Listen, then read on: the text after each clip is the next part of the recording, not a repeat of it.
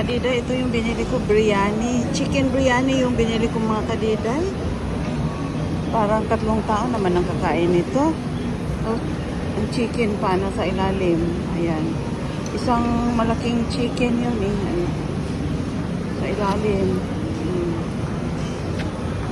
Mga diday, ang dami naman ito. Parang galit na galit ata si Dudoy. Order ni siya, mga kadiday. Sa akin talagang problematic talaga ako dito. Parang kainin na namin 3 to. Tikman natin. Manghang to mga kadiday. Parang okay lang.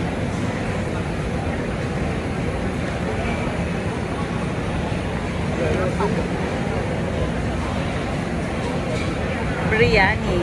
Chicken biryani.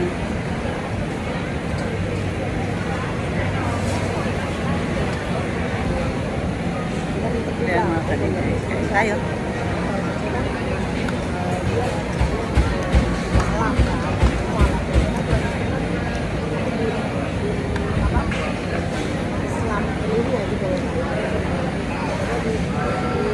Punta kaming kumain mga kadiday. Uwi na kami.